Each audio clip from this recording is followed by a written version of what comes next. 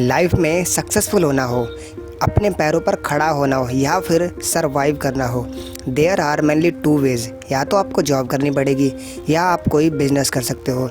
और आजकल तो इंडिया में स्टार्टअप कल्चर चल रहा है।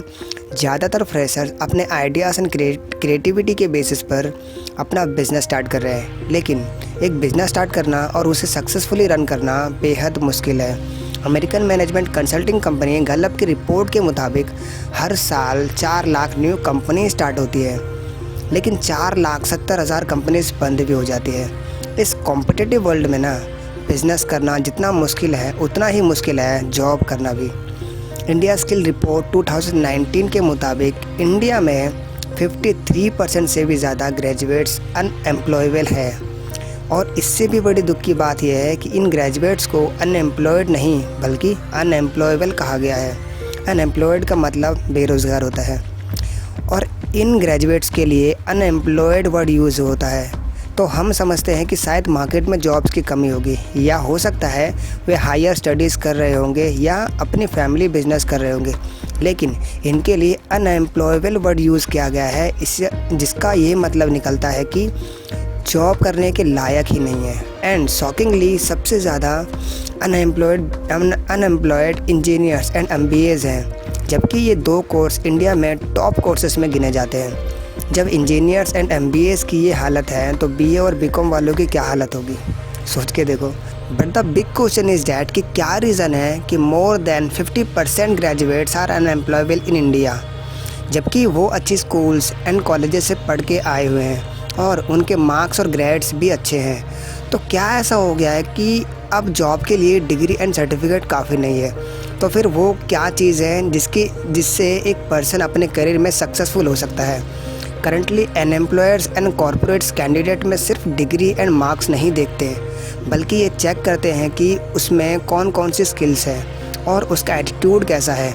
आई बिलीव किसी भी पर्सन की ओवरऑल सक्सेस 4 प्रकार की स्किल्स पर डिपेंड करती है। First literacy skill, second soft skill, third employability skill and fourth skill. जिस पर्सन में लिटरेसी की स्किल होती है उसको पढ़ना और लिखना आता है, इसीलिए पढ़े लिखे इंसान को लिटरेट कहा जाता है। अगर कोई पर्सन लिटरेट नहीं है तो वो सिर्फ मेहनत मजदूरी वाला काम ही कर सकता है, कोई ऑफिशियल जॉब नहीं कर सकता है। इसीलिए सक्सेसफुल होने के लिए फर्स्ट रिक्वायरमेंट है लिटरेसी स्किल। लेकिन किसी भी जॉब में सक्सेसफुल होने के लिए कुछ और भी स्किल्स की रिक्वायरमेंट होती है, जैसे कि communication skills, presentation skill, interview skills and people management.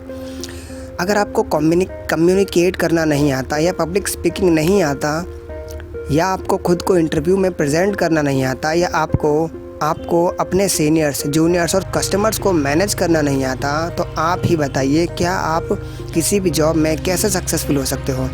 और इन स्किल्स को सॉफ्ट स्किल्स कहा जाता है, लेकिन सिर्फ लिटरेसी स्किल और सॉफ्ट स्किल भी काफ़ी नहीं है जब तक कि आपको जो भी जॉब करनी है उसका टेक्निकल नॉलेज नहीं है। जैसे कि आपको सक्सेसफुल टीचर बनना है तो आपकी टीचिंग स्किल्स बेटर होनी चाहिए।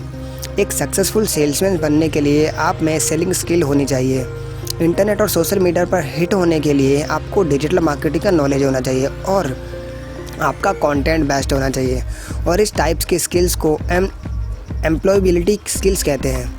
लेकिन literacy skills, soft skills and employability skills भी आपको सक्सेसफुल नहीं बना सकते जब तक कि आपके अंदर लाइफ स्किल्स की कमी है, because skills are the most important skills for us.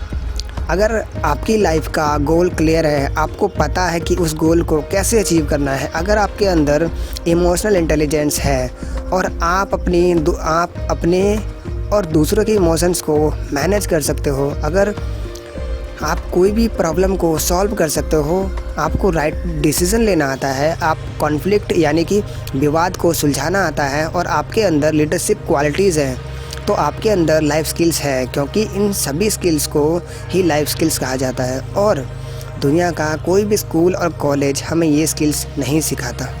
School में सिर्फ आपको पढ़ना और लिखना ही सिखाया जाता है।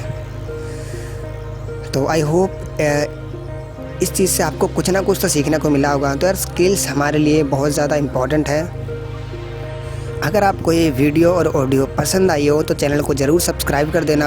अगर आप यूट्यूब पे सुन रहे हो या फिर पॉडकास्ट पे किसी पॉडकास्ट के प्लेटफॉर्म पे सुन रहे हो तो ज़रूर से चैनल को सब्सक्राइब कर देना एंड वीडियो को लाइक कर देना। इससे मुझे हेल्प मिलती है, एक मोटिवेशन मिलती है और ज़्यादा वीडियोज़ बनाने की। तो चलो फिर मिलते हैं नेक्स्ट एपिसोड में, नेक्स्ट वीडियो में। Wish you all the very best and thank you so much for listening watching.